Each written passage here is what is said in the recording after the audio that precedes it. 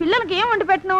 నన్ను నన్ను కోసి కూరలు పెట్టవే, పీడ వదిలిపోతుంది. పిల్లలు నీచి తినరు కదండి. అంతేగాని అయ్యో మిమ్మల్ని కోయడం ఏమిటండి, అనడాలు లేవు. కర్మే, కర్మ కర్మ కర్మ కర్మ కర్మ కర్మ. ఒకసారి మా శానయ్య దగ్గరికి వెళ్ళి డబ్బడికి రాకూడదటండి. నీ శానయ్య అన్నయ్య ఓ బలభక్షకుడు, ఓ సంతానం లేదు, పెళ్ళాన్ని అనుమానించి వేధించి చంపేశాడు. ఆయన మనకు ఒక్క పైసా కూడా విధించడు. ఫోన్లేండి, ఇంకెంత కాలం బ్రతుకుతాడు మా అన్నయ్య? ఆయన అటో ఇటో అయితే ఆ లక్షలాస్తి మందే కదా. అవుననుకో, కానీ ఎప్పుడు చచ్చి చస్తాడో ఆ శానయ్య కుంక. నిన్న పట్టు తారీఖు కదా, జీతం ఇచ్చినాడా మీ అయ్యగారు? సగం ఇచ్చాడే. సగమా? మిగతా సగం మాటేటి? నా పేరును చిన్న ఇల్లు కట్టించేస్తానని నెలకింత తనకాడే దాస్తానన్నాడు. ఇదిగో ఆయన గోరు మాటల్ని నమ్మబోకు మావా. కట్టుకున్న పెళ్ళాన్ని చంపేసినోడు పెట్టుకున్న నౌకరికి తవ్వి తలకెత్తుతాడేటి? పెళ్ళాన్ని ఆయన చంపేయడమేటే, ఆవిడే ఊరేసుకుని చచ్చిపోనది. అదే మరి, ఈయన గోరు అనుమానం భరించలేక ఊరేసుకుని చచ్చిపోనదా మా తల్లి. ఏమైనా అంత నమ్మదగిన మనిషి కాదు మావా మీ సేనయ్య. నువ్వు నాకు తెలిసిన వాడి కాబట్టి కాస్త వడ్డీ ఎక్కువ తీసుకున్నా డబ్బు ఇస్తున్నాను అనుకో. నువ్వెక్కడో పని చేస్తున్నావు కదా, మీ ఓనర్ నీకు జీతం ఇవ్వడా? ఏం జీతం బాబు, నా పిండాకుడు, నా పాటి మట్టిను. మా నాన్న ఆ శానయ్య గారి నాన్న దగ్గర ఆ రోజుల్లో 1000 రూపాయలు అప్పు చేశాడు. అప్పు తెచ్చకుండా మంచం ఎక్కేశాడు. బాల్చితనే అయిపోయే ముందు నన్ను ఈ శానయ్య గారి దగ్గర వెట్టి చాకరి కుదిర్చిపోయాడు. అప్పటి నుంచి మా సన్నాసి కుంక నా నెల జీతాన్ని తన వడ్డీ కింద జమేసుకుంటూ నా చేత నానా చాకరీ చేయించుకు వస్తున్నాడు. మా నాన్న చేసిన 10,000 అప్పు ఇన్నాళ్ళ నా వెట్టి చాకరీ తర్వాత కూడా ఇప్పుడు ఇంకా 30,000 ఉంది. అది ఎప్పటికి తీరుతుందో, నేను ఎప్పటికి బంధ విముక్తుడవుతానో. అంటే అంత రోగ్గా మీ ఓనరు? ఇంగ్లీష్ లో రోగని ఊరుకుంటే ఆనదు బాబా దేహానికి. వాడి మీద తెలుగులో అష్టోత్తరం రాసుకున్నాను. వాడొట్టి మలపత్రాష్ట్రుడు, మహానీచుడు, అష్టదరిద్రుడు, నికృష్ట జీవి, అంకచండాలుడు, నిత్యశంకితుడు. ఇన్ని మంచి మాటలతో దీవించిన మీకు కృతజ్ఞుని పంతులు గారు. వెళ్ళరండి. అయ్యా, వేదం చదివి దీవించాను, తాంబూలం దక్షిణ ఇప్పిస్తే. కష్టపడి మీరు చదివిన వేదాన్ని నా పనులన్నీ మానుకుని విన్నాను కదా, దానికి అది చెల్లు. జోగినాథం, అయ్యా వీరిని బయటికి పంపించే. అయ్యగారు వెళ్ళరండి. రండి. అయ్యా పంతులు గారు, వాడు శాడిస్ట్ విధవ.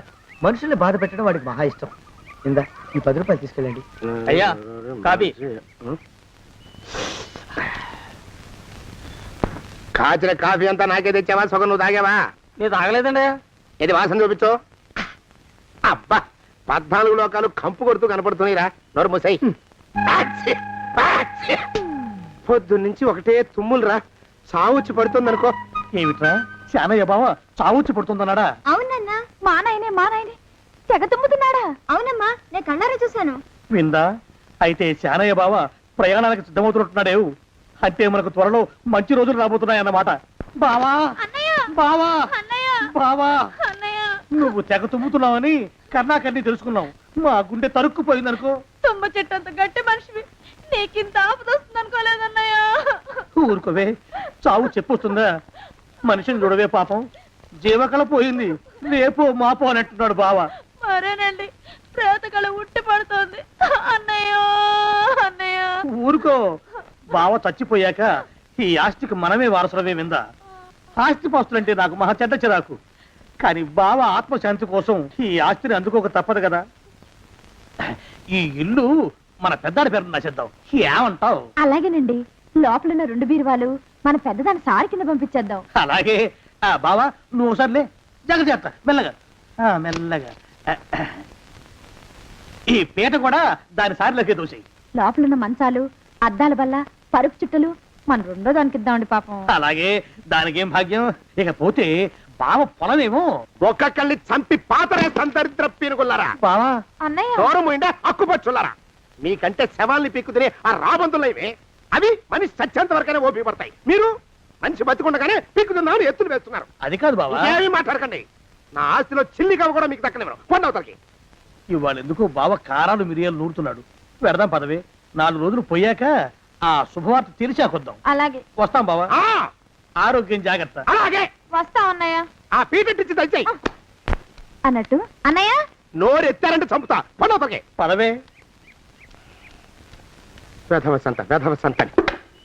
నాకు సంతానం లేదని, ఇక ఉండదని ఈ దరిద్రులు ధీమా. ఏమిటారో జోగినాథం, వేల్టికి తిండి పడక లేక నా ఆరోగ్యం పాడైపోతుంది. చిత్తం, ఓ మంచి వంట మనిషిని పెట్టుకుందామండి అయ్యా. వంటతో సరిపోతుంది ఏమిట్రా? ఇంటి పనుల మాట ఏమిటి? ఇంటి పని కోసం మంచి పని మనిషిని పెట్టుకుందామయ్యా. పని మనుషులు వంట మనుషులు సొంత మనుషులు అవుతారు ఏమిట్రా? చిత్తం కారండి. కానే కారండి. కానే కారండి అంటూ వాళ్ళు ఊరుకుంటారా దద్దమ్మలారా? ఇంకో మాట ఏదన్నా రండి మరి. ఇంకో మాట అస్సలు కారండి. అని పొందా సొంత మనిషి అంటే ఓ అర్థాంగి కావాలి అన్న ఆలోచన రాజారా మీకు? చిత్తం మనకు అర్ధాంగి ఉంటే మంచిదండి అయ్యా. మనకు ఏమిటి నీ పిండం? సరే మీరంత బలవంతం చేస్తున్నారు కాబట్టి నేను పెళ్లి చేసుకుంటాను రా.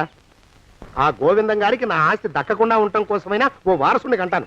చిత్తం వెంటనే కన్నామండయా. కందాం ఏమిటి పిండం? నేను కంటాను రా. రే జోగినాథం, అయ్యా వెంటనే ఒక మంచి సంబంధం చూడరా. ఓ సంబంధం రెడీగానే ఉందండి అయ్యా. ఎవరా పిల్ల? చక్కని చుక్క, ఓ అందాల మొక్క, ఇంతకీ ఆ పిల్ల తండ్రి ఎవరు? ఓ సామాన్య కుటుంబీకుడండి అయ్యా. కుటుంబరావు అని. ఆస్తి ముందు చెందిన నువ్వు ఆ మిగతా విషయం నేను చూసుకుంటాగా. తాళం వేస్తుంది ఏమిటి? మా బావేడయ్యా.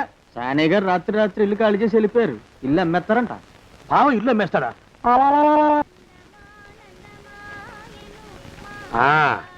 మాలోకం, ఆయ్, ఇప్పుడు నేను ఎలా ఉన్నాను రా? నా చిన్నప్పుడు తోలు బొమ్మలాట్లో ఉండేవాడు బాబు.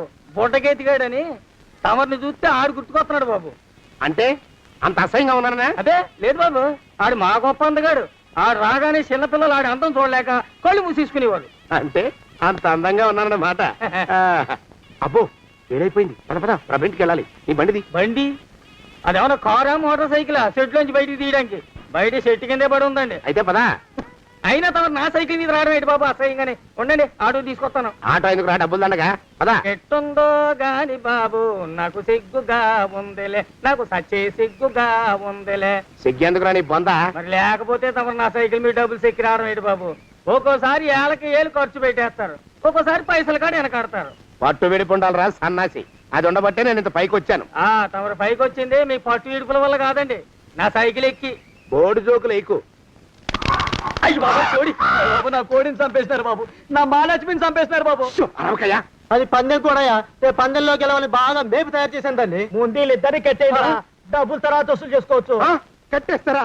కట్టేస్తే వీడిని కట్టేసుకోండి. వీడికి నాకు ఎటువంటి సంబంధం లేదు. నా మానాన్ని నేను నడిచొస్తుంటే పిలిచి మరీ లిఫ్ట్ ఇచ్చాడు. అవతల నాకు అర్జెంట్ పని ఉంది, నేను వస్తా. అయ్యా అయ్యా అయ్యా, తమరిని ఉప్పు పాత్ర అయ్యా. అయ్యారు నాలుగు వేల వదిలేసి పారిపోతారా అయ్యా?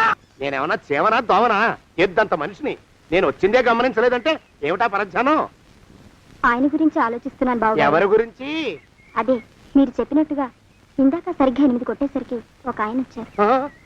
ఒక ఆయన వచ్చాడా? ఎవడు వాడు? వాడు వస్తే ఏం చేశావు? మీ మాట ప్రకారమే ఆయన కాళ్ళకి దండం పెట్టేశాను. దండం పెట్టేశావా? వచ్చిన వాడు ఎవడో చూసుకోకర్లా.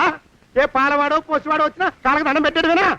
మీరే చెప్పారని. అసలు ఎవడా మనిషి? ఇక్కడికి ఎందుకు వచ్చాట? ఎవరిల్లో అనుకుని పొరపాటున వచ్చారట. చూసావా? అట్లాంటి పొరపాటు మనుషులకి పొరపాటు కూడా దండం పెట్టకూడదే. తెంగర పిరుగా అట్టకొచ్చు. చూడు, ఈ ఊళ్ళో పిల్లల్ని ఎత్తుకుపోయే మనుషులు తిరుగుతున్నారట. నీలాంటి అందమైన పిల్ల కనిపిస్తే అమాంతం ఎత్తుకుపోయి అత్యాచారం చేసేస్తారు. అత్యాచారం అంటే ఏమిటి బావగారు? ఆ అత్యాచారం అంటే అదొక మాట అంతే. అంతకంటే నీకు అనవసరం. చిన్నపిల్ల వరకు చెప్తున్నాను. ఇక్కడ నుంచి ఎవరు వచ్చి తలుపు కొట్టినా నువ్వు తలుపు తీయతావు. అలాగే బావగారు. ఇదది దొంగ. వస్తున్నానండి బావు. ఇందాకెవడో పోకిరి మీద వచ్చి తలుపు కొట్టట. నువ్వేం చేస్తున్నావే? నాను నీళ్ళకెళ్ళినానండి బావు. ఏడవలేకపోయావు. జాగ్రత్త, అమ్మాయి గారిని కంటికి రెప్పలా చూసుకోవాలి. అట్టగేనండి. ఇవాళ ప్రభకు శుభవార్త చెబుదాం అనుకున్నాను. చిచ్చి, అన్నీ ఎదురు తిరిగాయి. ఓ మంచి రోజు చూసి ఆ మాట బయట పెడతాను. ఈ లోపు నువ్వు మాత్రం ప్రభను జాగ్రత్తగా చూసుకో. ఇంకా మగ పురుగును కూడా తోటలోకి రానివ్వనండి.